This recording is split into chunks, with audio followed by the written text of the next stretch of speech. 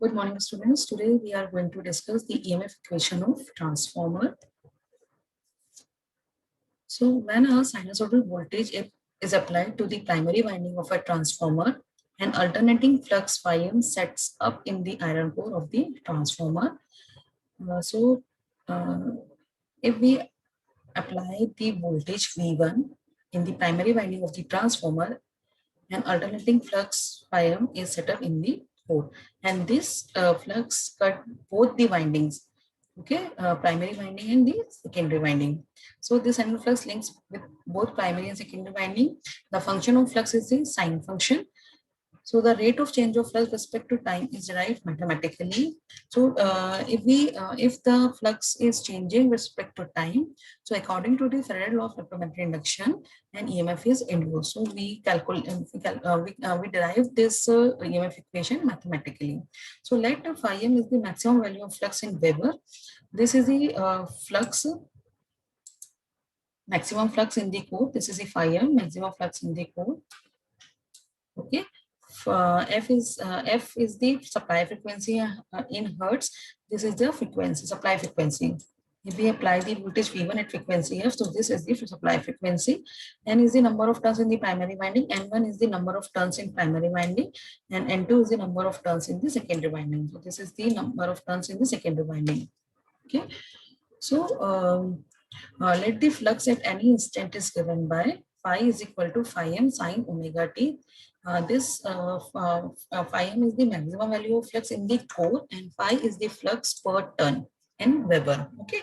So according to the Faraday law of electromagnetic induction, that induced EMF due to varying flux is given by, so E is equal to minus n d phi by dt.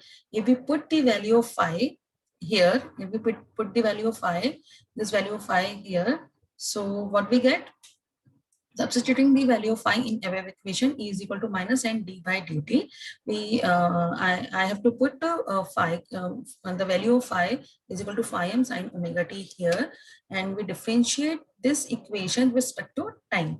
So phi m is the constant because it doesn't vary with the time. It is a constant because it doesn't depend on time. What is the what we will get after differentiation? So minus n omega, because omega is constant. We differentiate this equation with respect to time. So minus n omega phi m cos omega t. So this is the EMF equation of transformer, but we convert this equation in the sine form.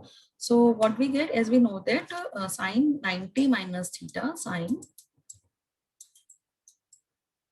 90 minus theta is equal to cos theta. We know that cos theta, here theta is equal to omega t. Okay, here theta is equal to omega t. Theta is equal to omega t. So 90, if we write like this, sine omega t minus pi by 2. Pi by 2 means 90 degree. So what is the value of this? Minus cos omega t. Okay, sine 90 minus t, sorry, sine minus theta is equal to minus sine theta. So if we multiply both this side with negative sign, so this is the minus sine omega t minus pi by 2 is equal to cos omega t. So we put the value of cos omega t is equal to minus sine omega t minus pi by 2. So minus minus is positive. So n omega, so what we'll get? E is equal to n omega phi m sine omega t minus pi by 2. This is the equation of transformer. But we want in standard form EMF equation, E is equal to E maximum sine omega t. So what is the value of maximum induced EMF? When we put sine omega t minus pi by 2 is equal to 1, then we will get the maximum value of EMF. So the maximum value of E is given by substituting sine omega t minus pi by 2 is equal to 1. So if we put the sine omega t minus pi by 2 is equal to 1, then the we will get the maximum EMF. Okay, so what is the value of E maximum? E maximum is equal to, we put the value of this is equal to 1 to n omega phi m. This is the value of maximum EMF. Okay, so if we put the value of sine omega t minus pi by 2 is equal to 1, then we get the maximum value EMF is equal to n omega phi m. We put the value of n omega phi m is equal to E maximum in this equation. Okay, in this equation. So what we'll get? We will get E is equal to Em sine omega t minus pi by 2. If we compare this EMF equation with the flux, suppose this is the equation number 1, and we will get this is the equation number 2. If we compare both the equation number 1 and equation number 2, so what is the value of phi? Phi is equal to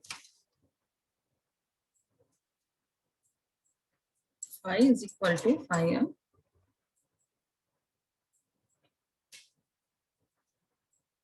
sine omega t. So this is the equation number 1. So if we compare both the equation, we know what we'll get. This is the maximum value of flux phi. This is the phi sine omega t minus 0 degree. And induced EMF, we will get the induced EMF at 90 degree lagging with the phi. So this is the induced EMF. So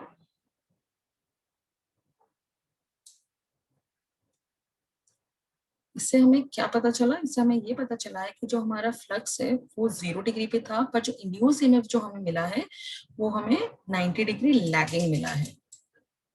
okay, this is the 90 degree lagging. मतलब आपका जो भी EMF induce होगा वो 90 degree lagging ही होगा flux से. Suppose अगर मैं फ्लक्स को यहाँ लेती हूँ, अगर आपका जो फ्लक्स है वो मैंने यहाँ लिया, तो जो इंड्यूस EMF जो आएगा आपका वो फिर कहाँ आएगा? ये आएगा, यहाँ पर आएगा. मीन्स आपका जो इंड्यूस EMF होगा वो फ्लक्स से हर समय क्या होगा? 90 डिग्री लैग ही करेगा. ये आपको प्लीज ध्यान रखना है. Okay, so for sine wave the RMS value of EMF is given by, this is the maximum value. We will find the value in RMS form. So E RMS is equal to, we know that E maximum by root 2.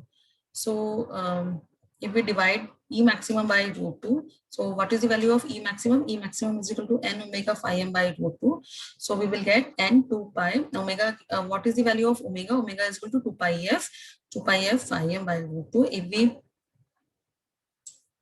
If we put the value of this 2 into 3.5 by root 2, so what we'll get? We'll get 4.44. So this is the, so E is equal to 4.44 phi m Fn. This is the EMF equation of transformer. If we find the value of EMF induced in primary winding, then we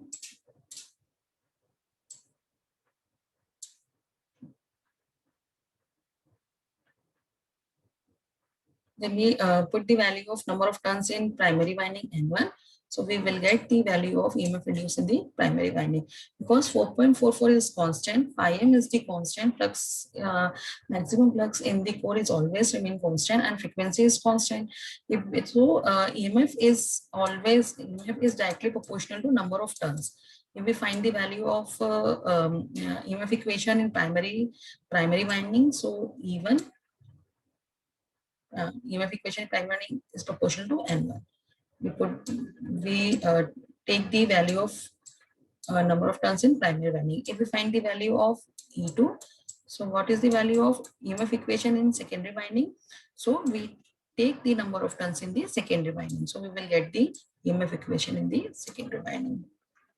Thank you so much.